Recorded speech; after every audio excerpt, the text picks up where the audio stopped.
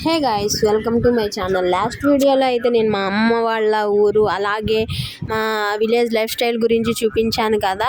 ఏమైందంటే ఈరోజు మా అమ్మమ్మ వాళ్ళ ఇంటి వెనకాల ఒక ట్రాన్స్ఫార్మర్ ఉంటుంది, హై వోల్టేజ్ ట్రాన్స్ఫార్మర్ అన్నమాట. అది సడన్గా బ్లాస్ట్ అయిపోయింది. సడన్గా బ్లాస్ట్ అయ్యేపాటికి చిన్న చిన్న రిప్రవర్ వచ్చాయి. దాని తర్వాత పెద్ద బ్లాస్ట్ అయిపోయి పొగలు అనేవి బాగా కక్కినాయి. పొగలు వచ్చిన తర్వాత దాని చుట్టూతో ఉన్న గ్రాస్ చూసారా, వీడియోలో చూపించిన విధంగా మొత్తం కాలిపోయింది. కాలిపోయిన తర్వాత దాని పక్కనే మళ్ళీ ఇవి ఉన్నాయి, పుల్లలని చెక్కలని.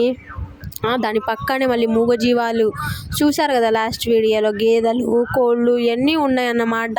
మేము ఆ చెక్కల దగ్గర వచ్చి పొగ అంటుకునే పాటికి నిప్పు అంటుకునే పాటికి పొగ మొత్తం కక్కుతుంటే ఏంటి పొగలు అలా కక్కుతున్నాయి అని అనుకున్నాం. కరెంట్ పోయినప్పుడు వెంటనే వచ్చేసింది. మళ్ళీ ఏం జరిగిందో ఏంటోలే కానీ వెంటనే మళ్ళీ మాకు వచ్చేసేపాటికి మాకేం డౌట్ రాలేదు. సౌండ్ వచ్చిన వెంటనే చూసుంటే అంతలోకి మొత్తం నిప్పు మొత్తం అంటుకుపోయింది చెక్కలది.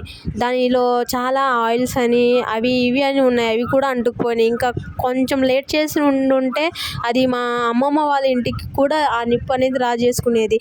ఏముందండి, ఆ ఇంట్లో వచ్చి రాజేసుకుందనుకో, వేరే వస్తువులు ఏం అవసరం లేదు. ఇంట్లో ఉన్న గ్యాస్ సిలిండర్ ఉంటే చాలు. ఒక గ్యాస్ సిలిండర్ని అంటుకుంటే మొత్తం ఇల్లు మొత్తం పేలిపోయిద్ది.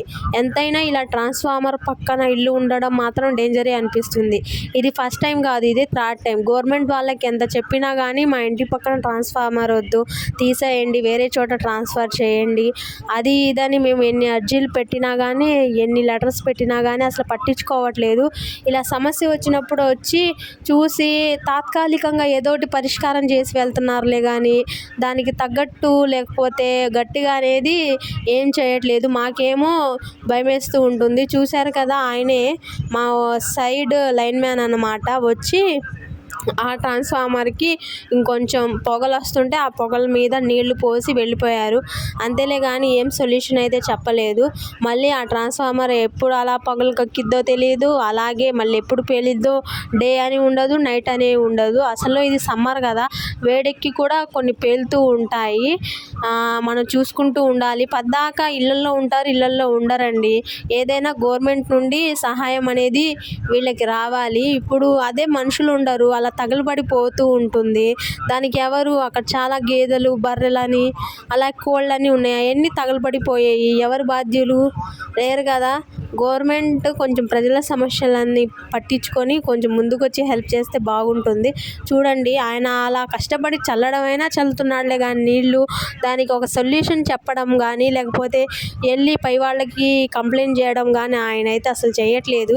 ఇది ఫస్ట్ టైం కాదు, ఇలా చాలా టైమ్స్ అనేది జరిగింది. ఇలా చేస్తుంటే అక్కడ ఎవరు ఉండరు. మొన్న నేను చూపించాను కదా కోళ్ళు కూడా ఉన్నాయని, అవి కూడా తగలబడిపోయాయి ఈ ట్రాన్స్ఫార్మర్ దెబ్బకి ఈసారి. దీనిపై మీ ఒపీనియన్ ఏంటో కామెంట్ చేయండి.